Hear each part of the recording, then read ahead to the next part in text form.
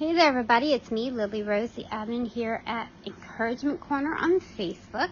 And we are continuing on today in the book of John, chapter 7. After this, Jesus traveled around Galilee.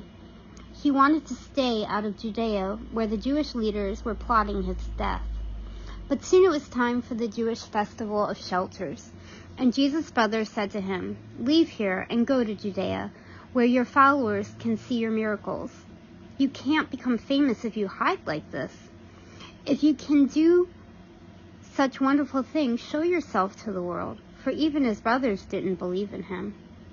Jesus replied, "Now is not the right time for me to go, but you go. You can go any time. The world can't hate you, but it does hate me because I accuse it of doing evil. You go on. I'm not going to this festival because my time has not yet come." After saying these things, Jesus remained in Galilee. But after his brothers left for the festival, Jesus also went, though secretly, staying out of a public view. The Jewish leaders tried to find him at the festival and kept asking if anyone had seen him. There was a lot of grumbling about him among the crowds. Some argued, "He's a good man," but others said, "He's nothing but a fraud who deceives the people." But no one had the courage to speak favorably about him in public, for they were afraid of getting in trouble with the Jewish leaders. Then, midway through the festival, Jesus went up to the temple and began to teach. The people were surprised when they heard him. "How does he know so much when he hasn't been trained?" they asked. So Jesus told them, "My message is not my own. It comes from God who sent me. Anyone who wants to do the will of God will know whether my teaching is from God or it is merely my own.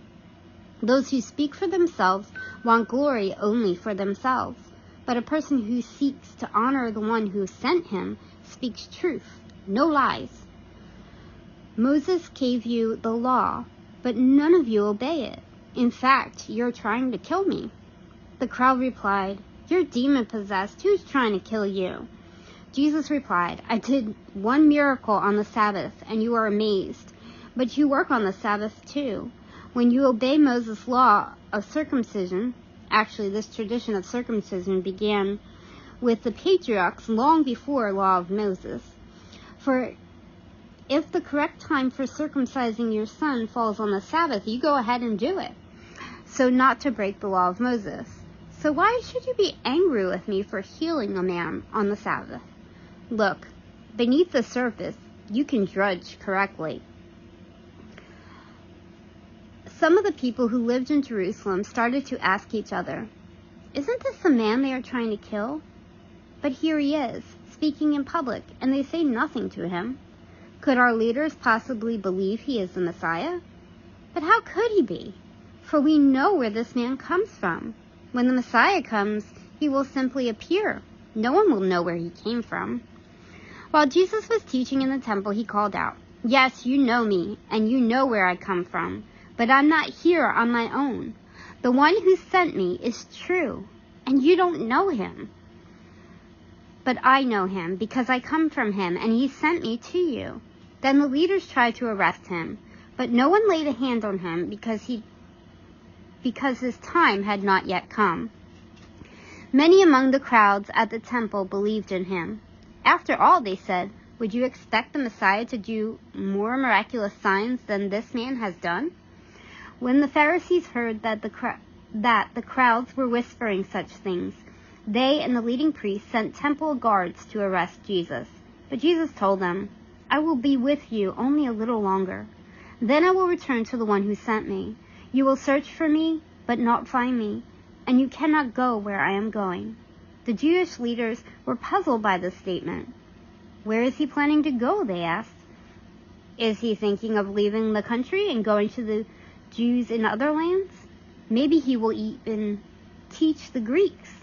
What does he mean when he says, 'You will search for me, but not find me'? And you cannot go where I'm going?" On the last day, the climax of the festival, Jesus stood and shouted to the crowds, "Anyone who is thirsty may come to me. Anyone who believes in me may come and drink. For the scriptures declare, Rivers of living water will flow from his heart. When he said living water, he was speaking of the Spirit who would be given to everyone believing in him. But the Spirit had not yet been given, because Jesus had not yet entered into glory. When the crowds heard him say this, some of them declared, "Surely this man is the prophet we've been expecting." Others said, "He is the Messiah." Still others said, "But he can't be. Will the Messiah come from Galilee? For the scriptures clearly state that the Messiah will be born of the royal line of David in Bethlehem, the village where King David was born." So the crowd was divided about him. Some even wanted him arrested, but no one laid a hand on him. Then the temple guards returned without having arrested Jesus. The leading priests and Pharisees demanded, "Why didn't you bring him in?" "We have never heard anyone speak like this," the guards responded. "Have you been led astray too?" the Pharisees mocked. "Is there a single one of you rulers or Pharisees who believe in him? This foolish crowd follows him, but they are ignorant of the law. God's curse is on them." Then Nicodemus, the leader who had met with Jesus earlier, spoke up. "Is it legal to convict a man before he is given a hearing?" he asked. They replied, "Are you from Galilee too? Search the scriptures and see for yourself. No prophet ever comes from Galilee." The most ancient Greek manuscripts do not include that verse in John. Then the meeting broke up and everybody went home.